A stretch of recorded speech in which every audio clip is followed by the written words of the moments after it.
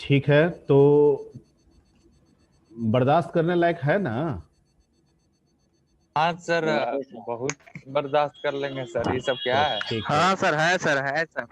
तो ठीक है, तो फिर तो उस पे ध्यान मत दीजिए। और आज एक्चुअली B2 में भी हमने रिवीजन कराया था, और आप में भी हम लोग शुरू से एक बार रिवीजन कर लेते हैं, एंड देन आफ्टर फिर आगे की ओर हम लोग बढ़ेंगे।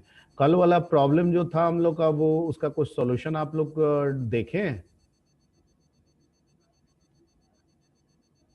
कि 7 स्ट्रिंग दे रहे थे तो वो 6 ही पे काम कर रहा था। पहले उसको देख लेते हैं हम लोग, ठीक है, और देन आफ्टर फिर हम लोग आगे बढ़ेंगे। सर कोशिश किए। तो पूरा करवाएगा ना रिवाइज? हाँ भाई, शुरू से करा रहे हैं। रिवाइज मतलब एक ओवरव्यू ले रहे हैं ताकि आपके दिमाग में सब चीज़ रहे। ठीक है, B2 वाला तो सब बढ़िया जवाब दे रहा था सब।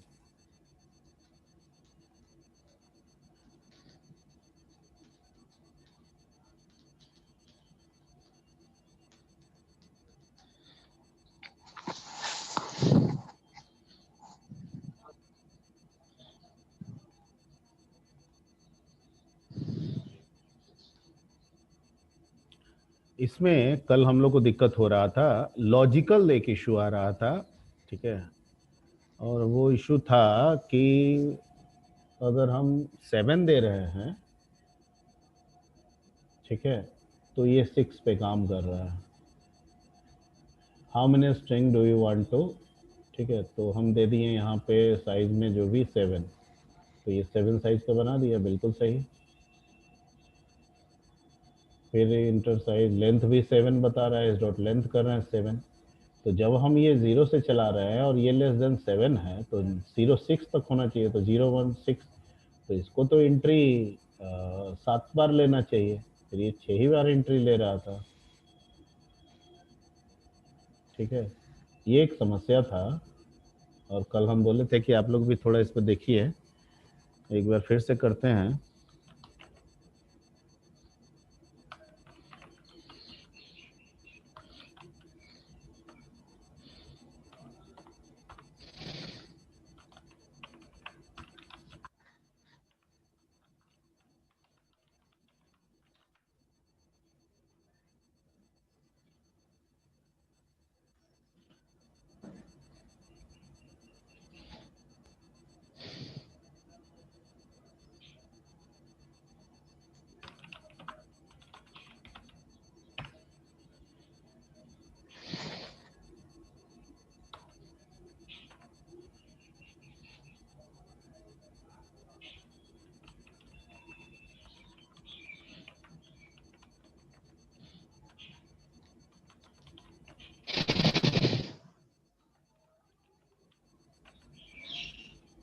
Still problem is same.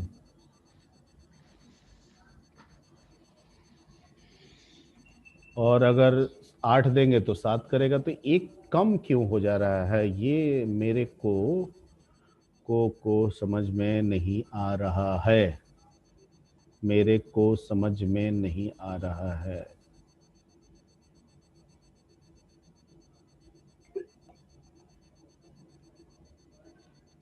0 i less than, अगर इसको इक्वल टू लेंथ करेंगे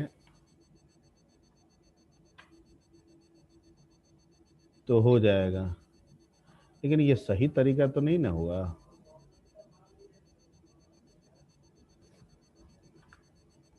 एक बार ऐसा ही सिर्फ चेक करने के लिए।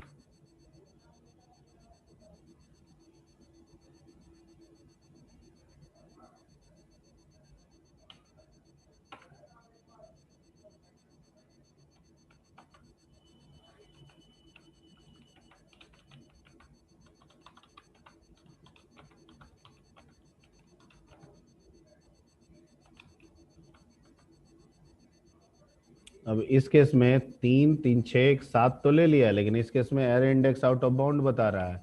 तो भैया ठीक बता रहे हो, बता तो ठीक ही रहे हो। ठीक है, error index out of bound तो होगा ही, क्योंकि ये जो है ये एग्जिस्ट करेगा ही नहीं, एस डॉट लेंथ वाला पोजीशन लेस देन तक ही करेगा। तो जब करेगा तो तुमको लेना चाहिए ना, तो 0 1 2 3 4 5 6 7 हुआ, तो 7 एंट्री इसको एक्सेप्ट करना चाहिए। फिर ये एंट्री एक्सेप्ट क्यों नहीं कर रहा है? क्या गड़बड़ी हो रहा है, समझ में नहीं आ रहा है।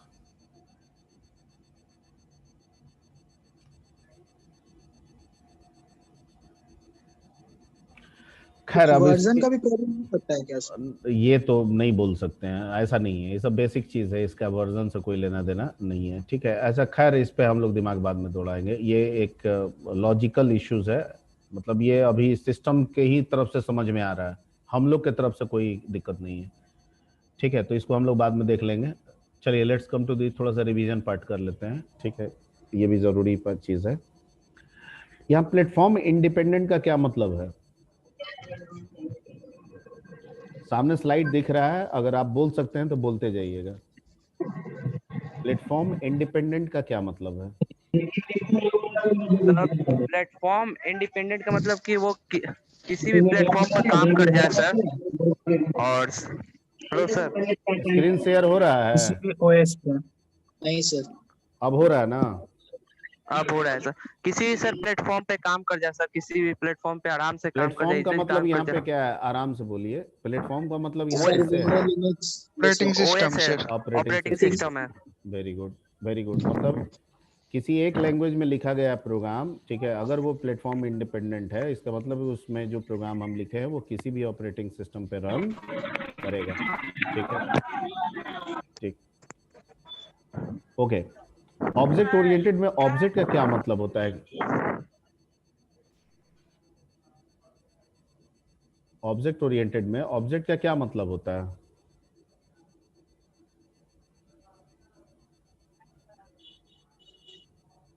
What is object? अरे बोलिए ना, जो सामने स्लाइड दिख ऑब्जेक्ट रहा हम है सर आपको किसी, बताया। यस हाँ, सर, हाँ, ऑब्जेक्ट हम लोग सर किसी भी चीज को मान सकते हैं सर, रियल वर्ल्ड ऑब्जेक्ट और माने तो रियल किसी भी वर्ल्ड चीज तो, को मान रियल वर्ल्ड सकते तो हैं। ग्रुप ऑफ ऑब्जेक्ट से भरा पड़ा हुआ है, ठीक है। यस सर, तो ऑब्जेक्ट मान तो सकते हैं किसी भी सर। क्लास का मेंबर सर बोल सकते हैं। किसी भी क्लास का मेंबर, तो इसका Yes, sir। मतलब कि पहले क्लास सोचा गया होगा तब ऑब्जेक्ट सोचा गया होगा, ऐसा तो नहीं होगा ना, सोचा तो ऑब्जेक्ट ही गया होगा, दोनों साथ में होगा। Yes sir, yes sir. ठीक है। अब उसको बनाने के लिए हम लोग क्लास बनाए होंगे, ठीक है। मतलब आदमी आया तो कहाँ उसको बैठाना है ये सोचना है, पहले तो आदमी सोचेंगे तब ना बैठाने उठाने के बाद सोचेंगे। तो वैसे ही बात ये यस हुआ यस। कि पहले तो ऑब्जेक्ट ही प्लान्ड हुआ होगा कि भाई हर वो चीज़ जो दिख रहा है, जो चल रहा है, जो है इस रियल वर्ल्ड में, वो सब ऑब्जेक्ट है, चाहे वो पेन हो, चाहे वो लिविंग थिंग्स हो, नॉन लिविंग थिंग्स हो, उसमें पेन हो, स्टूडेंट हो, ठीक है, फैन हो, कुछ भी हो, माउस हो, तो ये सब ऑब्जेक्ट है। तो ऑब्जेक्ट एक तरह से रियल वर्ल्ड का एंटिटी हो गया ना। तो object is the entity that exist in this real world and can be represented by a community. Community को हम लोग क्या कह सकते हैं? ब्लूप्रिंट, ठीक है, जिसको हम लोग यहाँ पर रेफर किससे कर रहे हैं?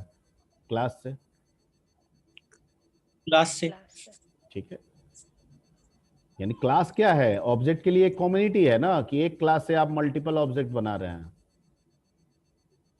तो आप क्लास को एक कह सकते हैं ना कम्युनिटी। हाँ, क्लास को दूसरे वे में भी कह सकते हैं कि class is the logical structure to define the data in methods, ठीक है, which can be used by the different objects of that class.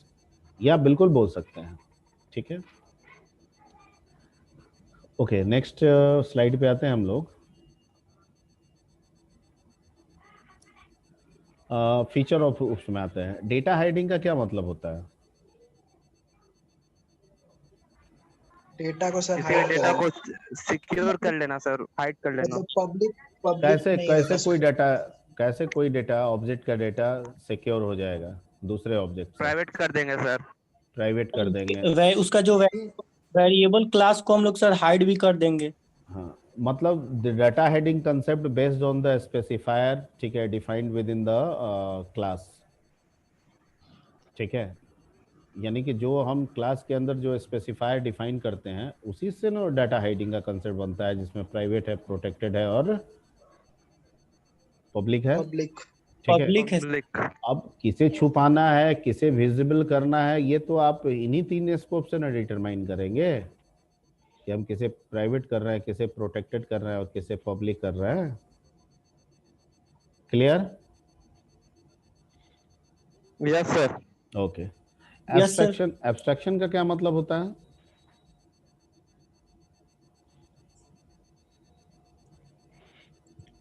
Sir हम लोग बैकग्राउंड में मतलब जो भी प्रोसेस कर रहे हैं सर, वो मतलब उसको क्या बैकग्राउंड का उसको कॉम्प्लेक्सिटी को हाइड करता है सर। हाइड करता है, प्रोग्राम बिल्कुल। का। ठीक है। जब बैकग्राउंड प्रोसेस हाइड हो जाता जैसे है, ठीक एटीएम है, एटीएम मशीन का एटीएम एग्जांपल आपको मशीन, बताते बिल्कुल हैं। बिल्कुल बिल्कुल। ठीक है, बिल्कुल। यानी बैकग्राउंड प्रोसेस को ये हाइड कर देता है। जैसे एटीएम मशीन में आप एटीएम यूज करते हैं, ठीक है, और आप पिन डाल देते हैं, अमाउंट डाल देते हैं, तो आपको सिर्फ ये पता होता है कि ये एटीएम मशीन, ठीक है, हमको इतना अमाउंट दे देगा। ठीक है, लेकिन वो अमाउंट 500 के में होगा, 200 में होगा, 100 में होगा, तीनों मिक्स करके होगा, ये तो एटीएम का इनर प्रोसेस है, वो आपको नहीं पता है। आपको सिर्फ ये पता रहता है कि मुझे 1000 मिलने वाला है, मैंने 1000 भरा है। ठीक है, वो 1000 का कॉम्बिनेशन क्या होगा, 2 500 आ जाएगा, कभी 2 500 आ जाता है, कभी 500, 200, 200, 100 का आ जाता है, कभी सिर्फ 200 का 5 आ जाता है। ठीक है, कभी 100 का 10 आ जाता है। तो ये इनर प्रोसेस है, ये मुझे नहीं पता है कि कैसे वो कर रहा है। ये उसका इंटरनल लॉजिक लिखा गया है कि भैया तुम देखो, ब्रिक देखो, जिसका अगर तीनों का है तो तीनों को मिला के दो, कंबाइन करके 1000 पूरा करो। अगर तीनों से नहीं हो रहा है, एक खत्म हो गया है, ठीक है, तो 2 से करके देखो, अगर 2 से नहीं हो रहा है तो किसी एक ही का निकाल के दे दो। ये इनर प्रोसेस है जो हम सिर्फ समझ रहे हैं पर हमें दिख नहीं रहा है। ठीक है, so that is called abstraction. Okay. Sir तो ऐसे तो सर सभी सॉफ्टवेयर मतलब क्या कहते हैं कि सब जो भी यूजर को सर थोड़ी पता रहता है सर उसका प्रोसेस। मान लीजिए सर कोई कैलकुलेटर है तो उसका भी थोड़ी पता रहेगा। बिल्कुल बिल्कुल।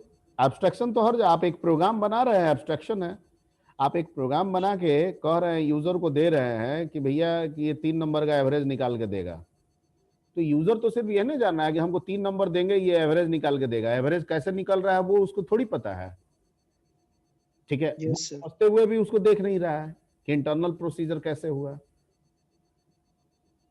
बिल्कुल। ठीक है, एब्स्ट्रैक्शन तो है ही हर जगह। ठीक है, अब हम लोग भोजन कर रहे हैं, ये पता है कि डाइजेस्टिव हो जाएगा, डाइजेस्ट कर जाएगा 6 घंटा में, 8 घंटे में डाइजेस्ट कर जाएगा, पर कैसे डाइजेस्ट हो रहा है, ठीक है, हम लोग सिर्फ बता रहे हैं, जो बता दिया गया है वही बता रहे हैं। एग्जैक्टली वो कैसे काम कर रहा है ये तो हम देख नहीं रहे हैं, ये कोई देख तो नहीं रहा है। ठीक है, तो दैट इज द एब्स्ट्रैक्शन। तो एब्स्ट्रैक्शन इज एवरीवेयर। ठीक है,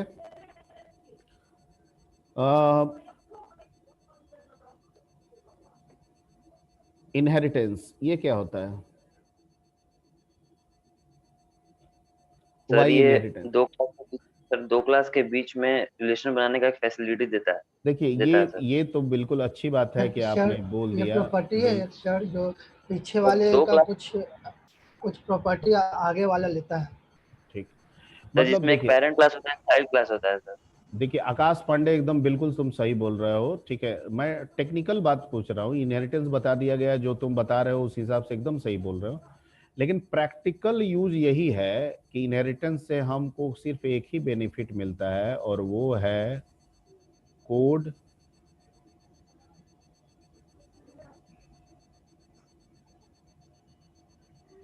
रीयूजेबिलिटी। ये कोड रीयूजेबिलिटी क्या है? कोड को बार बार लिखना नहीं पड़ेगा, बस इनहेरिट बार बार नहीं।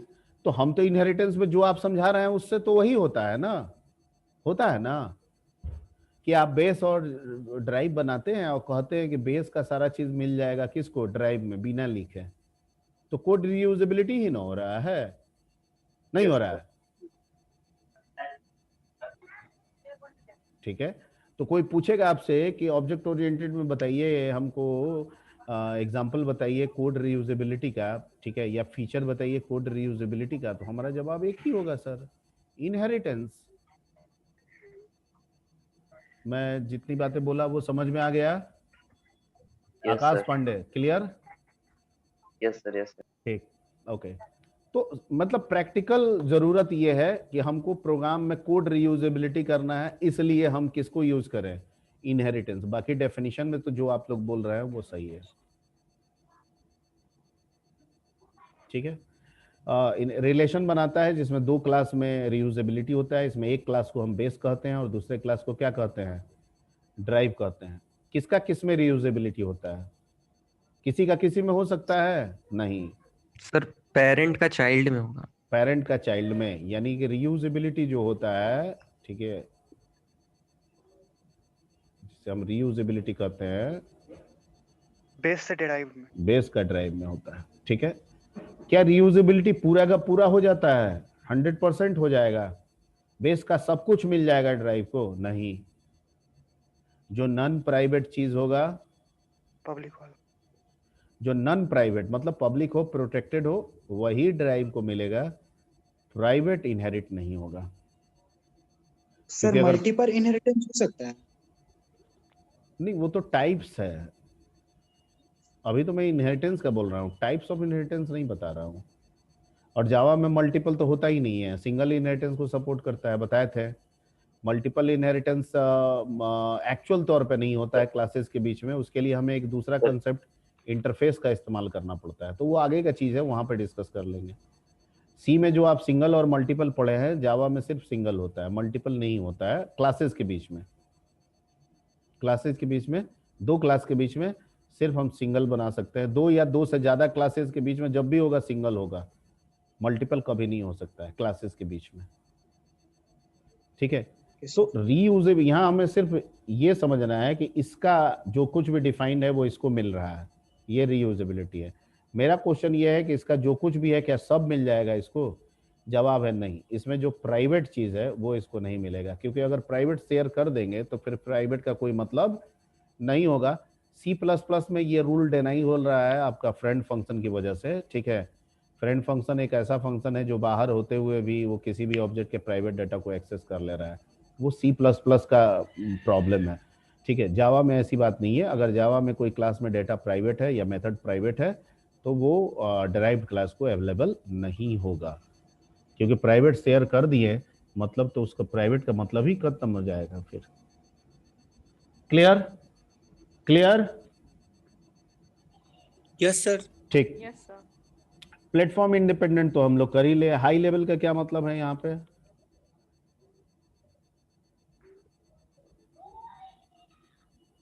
सर इंग्लिश लेटर में हम लोग लिख सकते हैं। इंग्लिश लेटर में मतलब जो भी स्टेटमेंट्स है जावा के वो सब हम English words, English based words में लिख सकते हैं, बिल्कुल सही। ऑब्जेक्ट ओरिएंटेड बता दिए कि ये है 4th जनरेशन लैंग्वेज है, ठीक है। Somewhere it is written as a 3rd generation language, ठीक है। आप 3rd भी बोल दीजिएगा तो मैं ओके कर दूंगा, 4th भी बोल दीजिएगा तो मैं ओके कर दूंगा, ठीक है। कि कुछ बुक उसमें 4GL भी लिखा हुआ है, ठीक है। तो मेरे अपना एजम्पशन है, मेरे को लगा कि 4GL के फीचर को ज़्यादा ये फैसिलिटेट कर रहा है इसलिए 4GL लिखना चाहिए, ठीक है। कुछ लोगों का मानना है कि नहीं, जब 3rd जनरेशन चल रहा था उसी दौरान में जावा को सोचा गया, बनाया गया, ठीक है, या उस पर काम किया गया, इसलिए हम इसको 3rd लैंग्वेज कहेंगे, ठीक है। Added with the feature of 4th generation languages, ठीक है। तो उनका भी अपना तर्क सही है, हम लोगों का भी अपना तर्क सही है, ठीक है। तो हम लोग इसको 4GL ही लेके आगे बढ़ते हैं। वैसे आप पढ़िएगा तो कंफ्यूज मत होइएगा, कहीं कहीं 3rd जनरेशन भी होगा, लेक्चर भी सुनिएगा तो 3rd जनरेशन बोलेगा, ठीक है सर। हाँ बोलिए सर एक जगह सर लिखा था it has fix size of code, इसका मतलब sir? It has fix size of code. Fix sir, fix size of code. Fix size of code ये नहीं बता सकते हैं किस रेस्पेक्ट में लिखा था। तो लिखा था it has fix size of code means data type size are set permanently. तो डाटा टाइप साइज तो किसी में भी परमानेंटली सेट होता है। इसका स्पेशल फीचर नहीं है ना सर? नहीं, हाँ समझा देते हैं, नहीं स्पेशल फीचर है, बता देते हैं। वेरी गुड, है नहीं, इस बात का मतलब है। अभी डाटा टाइप बोले हो तो दिमाग काम किया। नहीं, देखिए जितने भी प्लेटफॉर्म डिपेंडेंट लैंग्वेजेस होते हैं, ठीक है, आ, अगर उनका प्लेटफॉर्म चेंज किया जाए, जैसे अगर डॉस मान लीजिए सी को 16 बिट के लिए लिखा जाए और इसी सी को कैपेबल बना दिया जाए 32 बिट के लिए, ठीक है, ऐसा कर दिया जाए, तो जो डाटा टाइप का जो साइज है ना वो चेंज हो जाएगा। इंट जो 2 बाइट था that will be converted into 4 byte. Point clear? चूंकि जावा प्लेटफॉर्म इंडिपेंडेंट लैंग्वेज है तो इसकी जो साइज पहले से जो इंटीजर और फ्लोट का जो बता दिया गया है वो फॉर एवर फिक्स रहेगा, तब तक जब तक जावा खुद से कोई अमेंडमेंट ना करे। So your question is very good, ठीक है। यानी आप इसे 32 बिट के प्लेटफॉर्म पे रन कराएं, आप इसे 64 बिट के प्लेटफॉर्म पे रन कराएं, ठीक है, इसके डेटा साइज में कोई चेंज नहीं होगा। लेकिन अगर आप सी को, ठीक है, अलग अलग प्लेटफॉर्म पे, अलग अलग बिट के प्लेटफॉर्म पे अगर आप रन कराते हैं तो उसका साइज भी क्या हो जाता है, अलग अलग हो जाता है।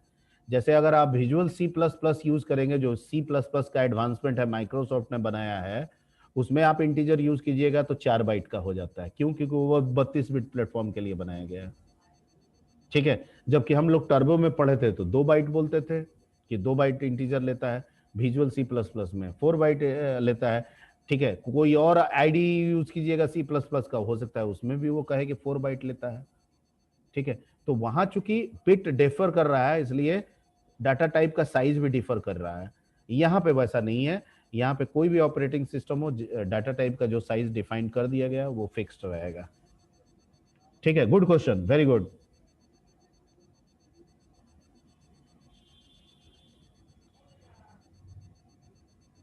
ठीक, चलिए let's come to the here. Java is dual mode language, इसका क्या मतलब होता है?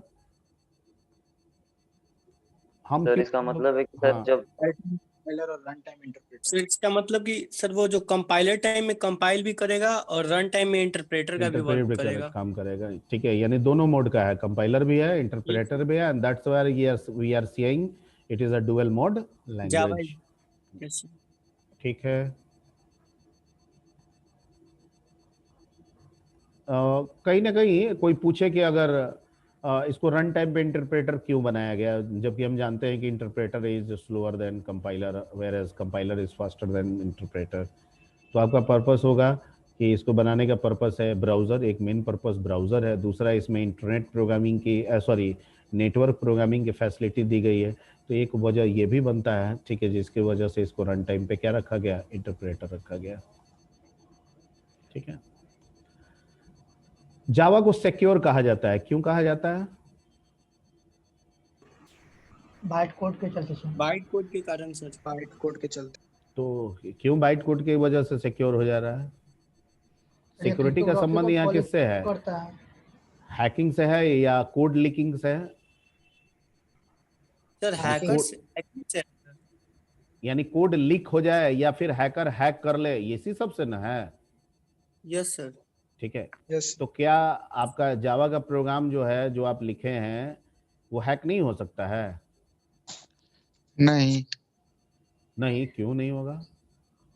क्योंकि सर वो बाइट कोड में जो मैसेज हम लोग इंग्लिश में लिखते हैं वो बाइट कोड में कन्वर्ट हो जाता है। सिस्टम को भेज रहा है नेटवर्क के जरिए, तो वो तो जो प्री डिफाइंड तरीका है उसी से भेज रहा है, ठीक है। वो हमको भी पता है, वो हैकर को भी पता है। फाइल आ रहा है वो हमको भी पता है, हैकर को भी पता है। फाइल डॉट क्लास फाइल आ रहा है वो हमको भी पता है, हैकर को भी पता है। सर वो जो बाइट कोड रहता है ना, हाँ, उसको डिकोड करना मुश्किल हो जाएगा, उसको नहीं कर सकता, क्योंकि सर यार एक ये रीजन हो सकता है सर कि वो ग्लोबली पब्लिश्ड भी नहीं करता है बाइट कोड। बिल्कुल बाइट कोड का डेफिनेशन जो स्टैंडर्ड है, this standard is defined by the Java यानी सन माइक्रो सिस्टम और रिसेंटली ओरेकल, ठीक है। तो वो कह रहा है कि क्या हुआ जी, क्या आवाज आ रहा है? अभिमन्यु कुमार सर वो बात कर रहे थे, सॉरी सर। ठीक है, तो जैसे इसमें ये था कि बाइट कोड का जो स्टैंडर्ड है वो जावा कंपनी ने खुद बनाया और खुद अपने पास रखा, उसने किसी को नहीं दिया, पब्लिश ही नहीं किया कि हम ए बी सी, कैसे इस ए बी सी को हम इंटरनली बाइट कोड में रिप्रेजेंट करेंगे। जब हम बताएंगे ही नहीं तो आप जानिएगा कैसे, जबकि आस्की EBCDIC में तो बता दिया गया कि भैया ए का 65 नंबर फिक्स है और उस 65 को आप कन्वर्ट कर लीजिए 01 में आपको सीरीज निकल जाएगा। तो हम भी जान रहे हैं, हैकर भी जान रहा है, तो वहां तो डिकोड करना आसान है।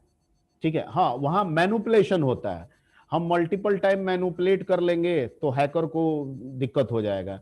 हम ए है, ए के जगह पे स्टार भेज देंगे, फिर स्टार के जगह पे कोई फैक्टोरियल नंबर हम सेट कर देंगे, ठीक है, या प्राइम नंबर सेट कर देंगे और फिर उसका डिकोड करके हम 01 भेजेंगे। तो उसको तो ये नहीं पता चलेगा, उसको अगर इनकोड करेगा तो प्राइम नंबर मिलेगा, वो एक्चुअल मेरा इंफॉर्मेशन नहीं है। ये इस इंफॉर्मेशन को कितनी बार में ट्रांसफॉर्म किए हैं वो उसको नहीं पता चल पाएगा, उसको इसको पता चलाने में काफी समय लगेगा। तो ये वहां कर लेंगे, ठीक है, जहां पे नोन है वहां पे हमको मल्टीपल टाइम क्या करना होता है, इनकोडिंग करना होता है।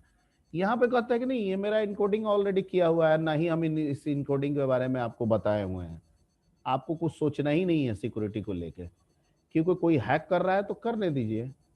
ठीक है, वो बाइट कोड पढ़ के वो समझ ही नहीं पाएगा क्या डाटा है, कैसे काम कर रहा है। ठीक है, आपका डाटा ऑलरेडी सिक्योर रहेगा। ठीक है, and that's why Java is secure. ठीक है, बाइट कोड की वजह। हाँ बोलिए। ये बताइएगा सर। सर बाहर लिखा हुआ है कि Java is considered to be more secure because it handles memory management for use. नहीं, मेमोरी मैनेजमेंट तो सब जगह होता है, और नॉर्मली क्या होता है ना कि जो डिपेंडेंट होते हैं, जब बनाया जाता है डिपेंडेंट प्लेटफॉर्म डिपेंडेंट लैंग्वेजेस, तो ठीक है, तो उनको ओएस के अकॉर्डिंग बनाया जाता है। और मेमोरी मैनेजमेंट का काम कौन करता है? ओएस पढ़े होंगे। अरे मेमोरी मैनेजमेंट आप कहाँ पढ़ते हैं? Yes sir, yes sir, yes sir. OS कोई लैंग्वेज मेमोरी मैनेजमेंट नहीं करता है, करता कौन है? ओएस। ओएस मेमोरी मैनेजमेंट करता है आपका। और आप प्लेटफॉर्म डिपेंडेंट लाइक सी लिखे तो सी को तो बना दिया गया इस ओएस के अनुसार, और ओएस मेमोरी मैनेजमेंट किया हुआ है, तो इसका मतलब कि सी को लिखते समय इस मेमोरी मैनेजमेंट का ध्यान दिया गया है। ठीक है, जावा में ऐसा होता ही नहीं है। तो जावा तो पहले तो अपना मेमोरी मैनेजमेंट बनाएगा। जावा पहले क्या करेगा? ठीक है, अपना मेमोरी में, क्योंकि वो तो पहले बनाएगा बाइट कोड, और बाइट कोड जाएगा जेवीएम के पास, तो यहाँ पे तो उसका अपना मेमोरी मैनेजमेंट में होगा। ठीक है, तो उसको डायरेक्ट तौर पे ओएस के मेमोरी मैनेजमेंट से कोई मतलब नहीं रहता है। ठीक है, पहले 1 मिनट अटेंडेंस कर लेते हैं एंड देन आफ्टर हम लोग आगे रिवीजन करते हैं।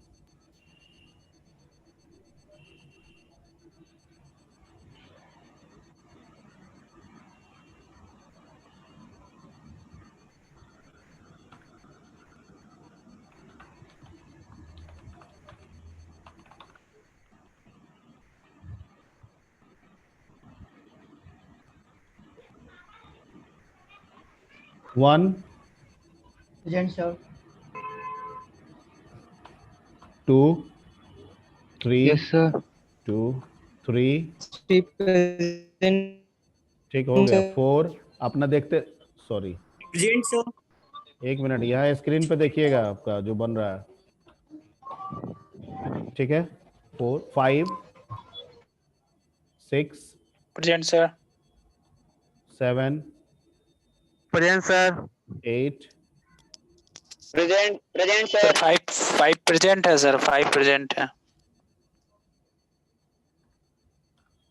9, 10, Yes, sir. 11, Yes, sir. 12, Present, sir. 13, 14, 15, present sir. 16, 14, 16, 17, Present sir. 18, 19, 20, 21, 20 is present, 21, yes sir. 22, 21 कौन है जी? Yes, sir. अच्छा, take 22, 23 is present. Yes, sir. 24 also present. 25. Yes, sir. Yes, sir. 25. 26. Yes, sir. 27. Yes, sir. 28. Yes, sir. 29. 29. 30. Present, sir. 31. 32. Present, 30, sir. 32%, sir. हाँ 31 भी 30. Present है. Yes, sir. 33. 34. Yes, sir. 33. Yes, sir. 34. 33, sir. 35 भी है. Yes, sir. 36 भी है. Present sir. 37. Yes, sir. 37. Yes, sir. 38. Present sir. 39. 38. Yes, sir. Who is 38? Yes sir. Yes sir. Shantanu. अच्छा, format गड़बड़ है. ठीक है. 38, 39. Yes, sir. 40. Yes, sir. 41. 42. 42 है. Yes, sir. 43. 44. 44 है. Yes, sir. 45. Yes, 45 है. 46. 47. 48 है. 49. Yes, sir. Yes, sir. 49 है. 50. 51 Yes, sir. है. 52 भी है. 53 नहीं है. Yes, sir. 53 है सर. 53. अच्छा, फॉर्मेट गड़बड़ है. 53. 54. 55. Yes, sir. 56. 57. 58. सर 56 तक ही है. 56 है. 56 तक ही है सर, बोले हैं हम. अच्छा, 56 है तक. या नहीं है? 56 नहीं है. चलिए. सर आप एक दिन लॉन्ग स्क्रीनशॉट का पूछ रहे थे ना, लैपटॉप में कैसे लेता है. तो कंट्रोल शिफ्ट और आई दबाइए सर, और उसके बाद कुछ कमांड प्रॉम्प्ट आएगा, तो वहाँ पे स्क्रीनशॉट लिख दीजिएगा. तो वहाँ एक ऑप्शन देगा लॉन्ग स्क्रीनशॉट का, उसको क्लिक कर दीजिए, ले लेता है. जूम में सर ये क्रोम पे हो जा रहा है. जूम तो अभी हम ट्राई नहीं किए, एक बार करके देख लीजिए. कंट्रोल शिफ्ट आई. रुकिए.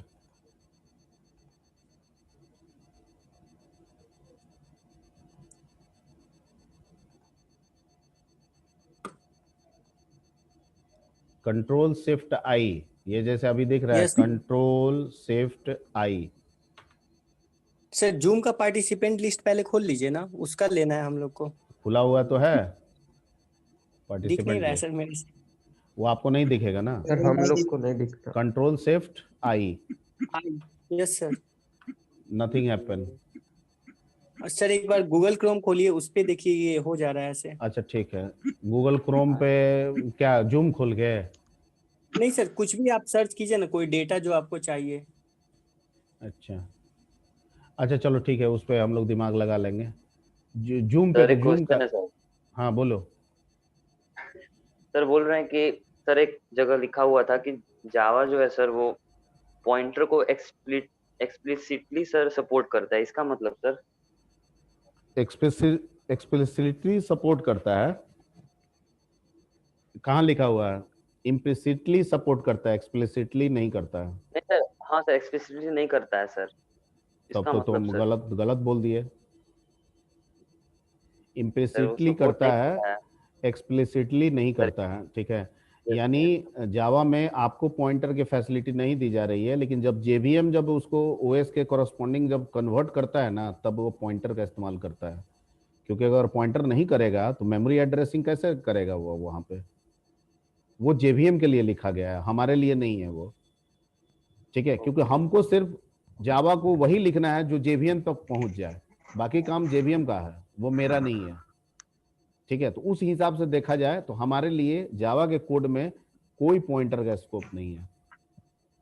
और अगर इंडिपेंडेंट है तो पॉइंटर का स्कोप दे भी दिया जाए तो कैसे इंडिपेंडेंट होगा, फिर तो वो डिपेंडेंट हो जाएगा, क्योंकि पॉइंटर का काम है मेमोरी एड्रेस रखना, तो फिर तो मीनिंगलेस हो जाएगा जावा का। हम एक तरफ कह रहे हैं कि इंडिपेंडेंट है और एक तरफ कह रहे हैं कि मेमोरी का एड्रेस रखेंगे हम, ताकि हम डायरेक्ट एक्सेस कर सकें मेमोरी को। तो इसलिए इसमें इम्प्लिसिटली यूज होता है पॉइंटर, एक्सप्लिसिटली यूज नहीं होता है पॉइंटर जावा में। क्लियर? Yes sir. ठीक, ओके। सो सिक्योर पे हम लोग डिस्कस कर लिए। हम लोग थोड़ा सा और आते हैं इसमें। Java is portable language. Portable का सेंस यहाँ क्या है कि सब ऑपरेटिंग सिस्टम पे रन करेगा, ठीक है। किसी एक जगह आप बना रहे हैं, किसी एक ऑपरेटिंग सिस्टम पे बैठ के डेवलप कर रहे हैं, और आपका डेवलप किया गया एप्लीकेशन सारे ऑपरेटिंग सिस्टम पे रन कर रहा है। That is the meaning of portable, program portable, ठीक है। क्लियर? देखिए पोर्टेबल सी भी है, सी इज यहाँ पे जावा इज पोर्टेबल लैंग्वेज, मतलब यहाँ पे लैंग्वेज भी पोर्टेबल है प्लस प्रोग्राम भी पोर्टेबल है, यानी जावा में लैंग्वेज भी पोर्टेबल है। जावा विंडो पे भी रन करेगा, लिनक्स पे भी रन करेगा, मैक पे भी रन करेगा, तो लैंग्वेज भी पोर्टेबल है, और प्लस इसमें का जो बनाया गया प्रोग्राम है वो प्रोग्राम भी पोर्टेबल है, दोनों पोर्टेबल है। जबकि सी में, सी जो लैंग्वेज है वो तो पोर्टेबल है, क्योंकि वो डॉस के लिए भी है, विंडो के लिए भी है, लिनक्स के लिए भी है, मैक के लिए भी है, एंड्रॉयड के लिए भी है, लेकिन उसका बनाया गया प्रोग्राम पोर्टेबल नहीं है। अगर एंड्रॉयड का बनाया गया है तो एंड्रॉयड में रन करेगा, विंडो पे बनाया गया यानी डॉस के लिए बनाया गया तो सिर्फ डॉस में रन करेगा, लिनक्स में बनाया गया तो सिर्फ वो लिनक्स पर रन करेगा, लिनक्स में लिखा गया प्रोग्राम विंडो पे आकर रन करेगा नहीं करेगा। यहाँ पे वैसा नहीं है, विंडो में लिखिए प्रोग्राम, लिनक्स में ले जाकर रन कराइए, कोई दिक्कत नहीं है, रन करेगा, क्योंकि जेबीएम यहाँ भी मौजूद है, वही जेबीएम वहां भी मौजूद है। यहाँ का जेबीएम विंडो में कन्वर्ट करेगा, वहां का जेबीएम लिनक्स में कन्वर्ट करेगा, कोड तो दोनों जगह जावा का ही जाएगा। तो यहाँ पोर्टेबल का वो सेंस था जो बताया गया था, ठीक है। कौन डेवलप किया था? जेम्स कॉस्लिन। James costly. ठीक है। कब इसका पहला वर्जन रिलीज किया गया था? 1995। ठीक है। कौन से कंपनी के द्वारा किया गया था? सन माइक्रोसिस्टम। अब इसे किसने खरीद लिया है? ओरेकल। ठीक है, ओके। अच्छा, जो जावा है वो किस प्रोजेक्ट के तहत इनिशिएट किया गया था? प्रोजेक्ट। ठीक है।